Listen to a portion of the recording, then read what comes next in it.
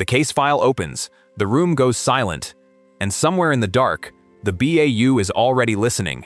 You remember Gideon's haunted eyes, Hotch's cold command, Morgan's strength, Garcia's color, and Reid's brilliant, fragile mind. But what happened after they walked away from the BAU? Some left suddenly, some returned years later. Some became legends far beyond Criminal Minds, while others carried the scars of the show into their real lives. Mandy Patinkin, Thomas Gibson, Shemar Moore, Matthew Gray Gubler, Paget Brewster. Their stories are filled with shocking exits, personal struggles, unexpected comebacks, and lives that changed dramatically after the final case closed. Today, we're reopening the files and revealing what really happened to the Criminal Minds cast, then and now. Number 1. Jason Gideon and Mandy Patinkin. Jason Gideon was the profiler with haunted eyes, the kind of silence that made every case feel heavier before the first clue was even spoken. Mandy Patinkin was 53 years old when Criminal Minds began in 2005, and he gave Gideon the gravity of a man whose mind could enter the darkest rooms and never come back completely clean. He was not the loud leader, he was not the action hero. He was the moral weight of the early BAU. Gideon mattered because he made profiling feel less like solving puzzles and more like surviving the pain of understanding monsters too well. Patinkin played him with pauses, weariness, compassion that seemed almost too fragile for the job, which made his eventual absence feel like something had been removed from the team's soul. Long before the BAU, Patinkin had already built a powerful career on stage and screen. He won a Tony Award. He became beloved through roles that carried conscience and intensity. Later, Homeland gave him another defining chapter as Saul Berenson, proving his ability to command a scene without raising his voice. The show became more streamlined after Gideon left. The profiling became more about procedure and less about the spiritual cost of what these people were actually doing. Patinkin had carried something irreplaceable. In 2026, Mandy Patinkin turned 74. Jason Gideon endures because Patinkin made intelligence feel wounded, empathy feel dangerous, and leadership feel like the burden of caring too much. Number 2. David Rossi and Joe Mantegna. David Rossi is the veteran who returns to the BAU like a man stepping back into a room full of ghosts he never fully left behind. Joe Mantegna was 60 years old when he joined Criminal Minds in 2007, and he gave Rossi a different kind of authority from Gideon. Warmer on the surface, older in the bones. Shaped by the knowledge that experience does not protect anyone from grief, Rossi mattered because he brought history into the team. He was not trying to prove he belonged. He had helped build the world they were working in. His return felt like unfinished business with every case file left open in his memory. Mantegna played him with an easy old-school steadiness, but beneath the confidence was a man who understood loss, obsession, and the price of spending decades staring into human cruelty. Outside the BAU, Mantegna had already built a wide career across theater, film, and television. He won a Tony Award on stage. He became the unmistakable voice of Fat Tony on The Simpsons. He brought that same gravitas to every role. Rossi became the team's emotional anchor across the show's entire run. When the BAU lost people, when cast members departed, Rossi remained. He was the constant. He was the reminder that some people do come back. Some relationships do endure. In 2026, Joe Mantegna turned 79. David Rossi endures, because Mantegna made longevity feel human, experience feel scarred, and survival feel like the quiet decision to keep walking back into the dark. Number 3. Aaron Hotchner and Thomas Gibson. Aaron H. Hotchner is the man with the steady stare, the clipped command, the silence of someone carrying the entire room's fear without letting it show. Thomas Gibson was 43 years old when Criminal Minds began in 2005, and he gave Hotch a kind of discipline that made the BAU feel safe even when the cases were unbearable. Hotch mattered because he was not written as a warm leader in the easy sense. He was control under pressure, grief folded into professionalism, the adult voice that kept everyone moving. When panic would have been understandable, Gibson's restraint became his signature, the pause before an order. The look that told the team to focus. The sense that leadership was not about being fearless, but about not letting fear infect the people beside you. Gibson had already built a strong television career before the BAU, especially through Dharma and Greg. But Hotch became his defining dramatic imprint. His character's journey, from focused leader to broken father to man rebuilding everything after unthinkable loss, carried the emotional weight of the series. His later departure from the show changed the emotional temperature entirely. Longtime viewers felt it immediately. One of the walls had been removed. The team's center of gravity had shifted. The BAU without Hotch was technically still functional, but it felt fundamentally different. In 2026, Thomas Gibson turns 64. Aaron H. Hotchner endures because Gibson made authority feel lonely, grief feel disciplined, and leadership feel like holding the line while everything around you breaks. Number 4. Derek Morgan and Shemar Moore. Derek Morgan is the door kicker with a protector's heart, the agent who ran toward danger as if fear had personally insulted someone he loved. Shemar Moore was 35 years old when Criminal Minds began in 2005. And he gave Morgan the physical force that made the BAU feel capable in the field.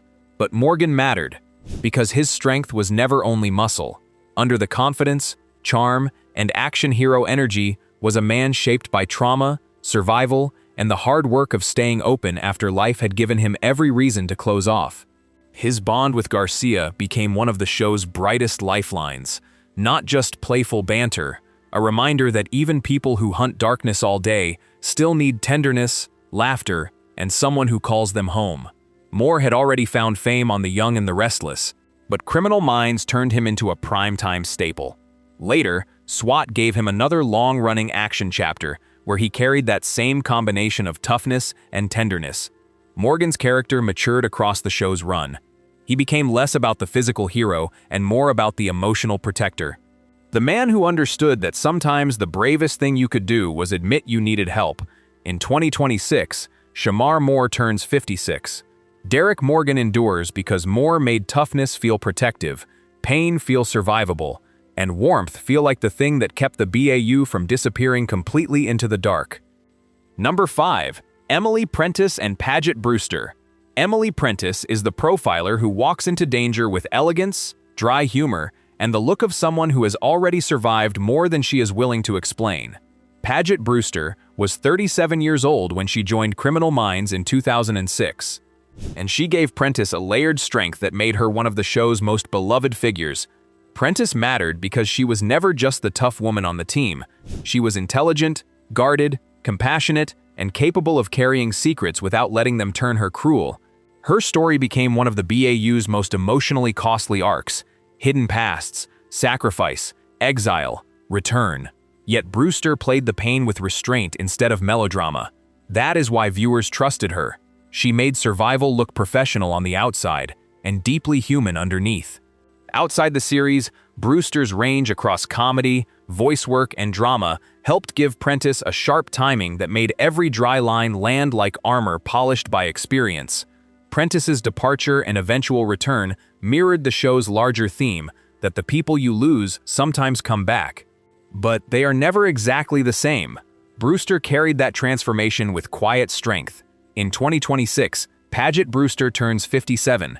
Emily Prentiss endures because Brewster made leadership feel calm, female, and wounded, strong enough to return from the dead without losing her warmth. Number 6. Penelope Garcia and Kirsten Vangsness. Penelope Garcia is the bright screen in the darkest room, the woman who turned keyboards, color, and kindness into the BAU's emotional oxygen. Kirsten Vangsness was 33 years old when Criminal Minds began in 2005, and she made Garcia far more than the team's tech genius. Garcia mattered because she refused to let the job make her numb. While the others walked crime scenes and interrogated killers, she sat behind monitors facing horror in data, images, records, and voices, and still chose warmth. Her clothes, her jokes, her affectionate language with Morgan, her fierce loyalty to the team, these were not decoration, they were resistance. Vangsness played her as empathy with a backbone, someone soft enough to care and strong enough to keep caring after the world kept proving how cruel it could be. Over time, Vangsness became creatively tied to the show beyond acting. She helped shape the character's voice and presence. She became essential to how Criminal Minds understood color, hope, and the survival instinct of maintaining humanity inside a machinery built from fear. In 2026, Kirsten Vangsness turns 54. Penelope Garcia endures because Vangsness made kindness feel tactical, softness feel brave, and color feel like a survival instinct inside a world built from fear. Number 7. Jennifer Jarreau and Aj Cook. Jennifer Jarreau is the calm voice delivering impossible news. The woman who learned to carry grief so quietly that people mistook her strength for ease. AJ Cook was 27 years old when Criminal Minds began in 2005, and she gave JJ a steady warmth that slowly deepened into one of the show's most enduring portraits of resilience. JJ mattered because her evolution felt earned. She began as the liaison, the person connecting families, police departments, media pressure, and the emotional reality behind each case. Then she grew into a profiler strong enough to stand in the field without losing the compassion that made her essential in the first place. Cook played that change with restraint. JJ did not become harder because she stopped feeling. She became stronger because she kept functioning while fear, motherhood, trauma, and loss all sat inside her chest. Fans watched her move through eras of the BAU. She survived cast changes, personal danger, and emotional wounds that never fully left. The show aged her in real time, and Cook aged with the character. By the final seasons, JJ felt like a woman who had been through everything and somehow kept standing. In 2026, AJ Cook turns 48. Jennifer Jarreau endures because Cook made quiet strength feel real, maternal love feel fierce, and survival feel like doing the work even when the pain follows you home. Number 8. Alex Blake and Jane Tripplehorn. Alex Blake is the linguist who enters the BAU with quiet authority, reading words the way other profilers read wounds. Jane Tripplehorn was 49 years old when she joined Criminal Minds in the early 2010s era, and she brought Blake a mature steadiness that helped the team through a period of change. Blake mattered because she did not arrive needing attention. She arrived with experience, restraint, and the calm of someone who understood that language could reveal the truth people tried hardest to hide. Her gift was not loud, but it was intimate. A phrase, a pattern, a choice of words becoming a doorway into motive, trauma, and fear. Tripplehorn played her with intelligence and compassion, giving Blake a softness shaped by grief rather than innocence. There was a sadness under her professionalism. The sense of a woman who knew loss too well to romanticize the work. Outside the BAU, Tripplehorn had already built a respected career across film and television. Basic Instinct, The Firm, Big Love, that presence gave her an immediate dramatic weight. When she entered a scene, viewers felt the substance of a seasoned performer. Blake's time with the BAU felt like a necessary grounding force. Her contributions were precise, her character quietly powerful, and her departure left a gap that the show felt. In 2026, Jane Tripplehorn turns 63. Alex Blake endures because Tripplehorn made language feel emotional. Restraint feel powerful, and quiet grief feel like another form of expertise. Chapter 9. The Psychologist's Steady Intelligence. Dr. Tara Lewis and Aisha Tyler. Dr. Tara Lewis is the psychologist who seems to study fear without letting it harden her. A profiler whose calm can make even the ugliest truth feel survivable. Aisha Tyler was 45 years old when she joined Criminal Minds, and she gave Tara a steady intelligence that widened the BAU's emotional range. Tara mattered because she understood that the mind is often the first crime scene. Before evidence becomes visible, before violence reaches the body, there are patterns, wounds, fantasies, and fractures that reveal what people are capable of becoming. Tyler played her with balance, warm without being naive, direct without being cruel, confident without needing to dominate. That made Tara feel like the colleague you would want in the room when the case stopped making sense and everyone needed someone who could think clearly without shutting down emotionally. Away from the BAU, Tyler's career has moved through acting, directing, hosting, comedy, and public speaking.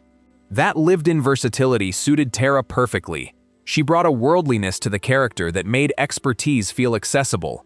Tara became increasingly central to the show's later seasons. Tyler's ability to ground scenes, to make psychology feel urgent without becoming theatrical, made her invaluable to Criminal Minds' final chapters. In 2026, Aisha Tyler turns 56. Tara Lewis endures because Tyler made expertise feel humane, psychology feel urgent, and steadiness feel like one of the BAU's quietest forms of courage. Number 10. Luke Alves and Adam Rodriguez. Luke Alves is the new agent who stepped into a team still aching from old losses and had to earn trust without pretending he could replace anyone. Adam Rodriguez was 41 years old when he joined Criminal Minds, and he gave Luke a grounded warmth beneath the tactical confidence. Luke mattered because his arrival came at a sensitive point in the BAU's history. Audiences had already bonded deeply with the original team. Every new face carried the risk of comparison. But Rodriguez did not play him as a substitute. He played him as a professional, with humility, patience, and his own moral center. Luke brought field strength, former fugitive task force experience, and a calm loyalty that slowly made him feel less like an outsider and more like someone the team could lean on. His bond with the others grew through action rather than speeches. That made his place feel earned. Rodriguez had already built recognition through crime and drama roles, including CSI Miami. That gave him the easy credibility of someone familiar with high-stakes television. Luke's character arc was about integration rather than integration. He was the bridge between the original BAU and its future. Rodriguez played that role with quiet competence. In 2026, Adam Rodriguez turns 51. Luke Alves endures because Rodriguez made transition feel respectful, loyalty feel patient, and a new beginning feel possible inside a family shaped by loss. Number 11. Matt Simmons and Daniel Henney. Matt Simmons is the agent who brings family into the BAU in the most visible way. A man whose courage is measured not only by what he faces in the field, but by what he returns home to protect. Daniel Henney was 36 years old when he joined the Criminal Minds universe first through Beyond Borders, before becoming part of the main team. And he gave Simmons a calm, grounded presence that felt different from the team's more haunted figures. Simmons mattered because his personal life was not hidden behind the job. Marriage, children, responsibility, ordinary love all followed him into the work. That made every case feel heavier. When he chased danger, viewers understood there was a home waiting. That made bravery feel less abstract, more rooted in something real. Henney played him with quiet competence, the kind of steadiness that does not need to announce itself to be trusted. Beyond the BAU, his career has been international, spanning American television, Korean cinema, and global genre projects. That gave Simmons a broader screen presence. He brought sophistication to the role that lifted the entire show. Simmons became proof that you could be a devoted father and still do dangerous work. That domestic life and field danger could coexist inside one man. In 2026, Daniel Henney turns 47. Matt Simmons endures because Henney made bravery feel domestic, steady, and rooted in the simple promise that darkness would not be allowed to take the father away from the family. Number 12. Elle Greenaway and Lola Glaudini. Elle Greenaway is the original BAU agent whose sharp confidence slowly reveals the first warning that this job does not leave people untouched. Lola Glaudini was 34 years old when Criminal Minds began in 2005. And she gave Elle an edge that made the early team feel harder, more volatile, and more vulnerable than it first appeared. Elle mattered because her story showed that profiling was not a glamorous game of intelligence against evil. It was corrosive. She was capable, brave, and fiercely present in the field. But the violence she absorbed began to leave marks the team could not easily repair. Glaudini played that unraveling with anger and pain close to the surface. Elle's darker turn felt less like a plot twist and more like someone breaking under pressure. Her exit came early. Yet it left a strong impression because it proved the BAU could lose people emotionally even before it lost them physically. Elle was the show's first major wound. The character audiences learned to love and then learned to grieve. After leaving the series, Glaudini continued working across television and film without being trapped by one role. She built a career beyond Criminal Minds that proved her range. In 2026, Lola Glaudini turns 55. Elle Greenaway endures because Glaudini made damage feel immediate, courage feel unstable, and survival feel uncertain inside a job that asks too much. Number 13. The Partners, Family, and Bureaucrats. Before we get deeper into the emotional architecture of Criminal Minds, if you're one of those people who loves learning the real stories behind the television icons you grew up with, the ones that shaped your childhood, the ones you still think about, please hit that subscribe button right now. We make documentaries like this every single week, stories that nobody else is telling, the real history behind the shows you loved. That work is only possible with your support. Will LaMontagne Jr. is the quiet man outside the BAU storm, the husband whose steady love gives JJ something worth surviving for. Josh Stewart was in his early 30s when he became part of Criminal Minds, and he gave Will a grounded patience that made him one of the show's most important civilian anchors. Will mattered because he represented real life beyond case files, marriage, children, waiting, fear. The kind of devotion that does not need heroic speeches to be proven. Stewart played him with restraint. Will's love showed through steadiness rather than melodrama. When the BAU faced danger, Will reminded viewers that the team's mission was never abstract. They were fighting so people could return home to someone. Haley Hotchner is the voice at home that reminds us the BAU's darkness does not stop at the office door. Meredith Monroe was in her mid-30s when Criminal Minds began, and she gave Haley a realism that made Hotch's life outside the team feel painfully fragile. Haley mattered because she represented the cost of the job for someone who never signed up for it. She endured missed dinners, constant danger, emotional distance. Monroe played her without making Haley bitter or small. She made her a woman trying to protect her child, her peace, and her own life from becoming collateral damage. That is why her fate became one of the show's deepest wounds. Aaron Strauss is the polished authority figure, who first seems like an obstacle, then slowly reveals the human cost of power inside a system built on pressure. Bellamy Young was in her late 30s when she first appeared on Criminal Minds, and she gave Strauss a sharp control that made the BAU's political world feel real. Strauss mattered because she represented the part of law enforcement the team often hated: oversight, budgets, procedure, reputation. But the series gradually let the cracks show. Behind the professionalism was addiction, fear, loneliness. A woman trying to survive inside a role that demands authority while eating away at the person holding it. Number 14. The monsters who made the show unforgettable. George Foyer, the Reaper, is the ordinary-looking monster who made the BAU feel unsafe in its own story. C. Thomas Howell was in his early 40s when he took on the role, and he gave Foyer a chilling calm that turned him into one of Criminal Minds' most unforgettable villains. Foyer mattered because he did not need theatrical madness to terrify. He hid behind normality, patience, and the kind of blank human face you might pass without remembering. Howell played him as a predator who understood fear as a long game, someone who did not simply kill, but invaded lives, waited, studied, and destroyed the boundary between professional danger and personal safety. His storyline left one of the show's deepest scars, especially through the damage done to Hotch and Haley. Viewers remember it because it made the BAU's work feel suddenly too close to home.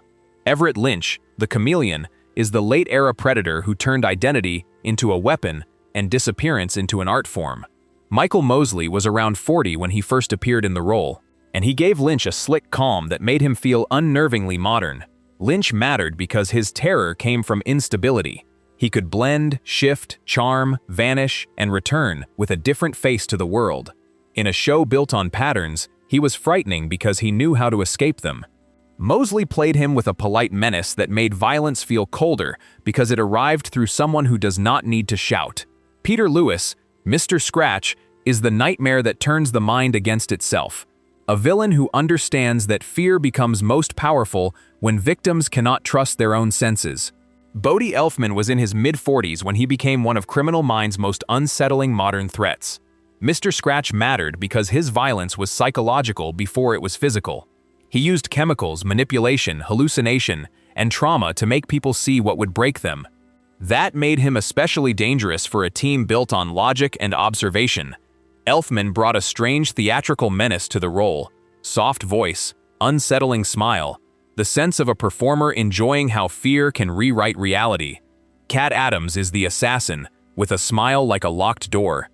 The woman who made danger feel intimate by turning obsession into a game only she understood. Aubrey Plaza was in her early 30s when she entered Criminal Minds, and she brought Cat a cold sparkle that made every scene with Reid feel unpredictable. Cat mattered because she was not just another unsub to be caught.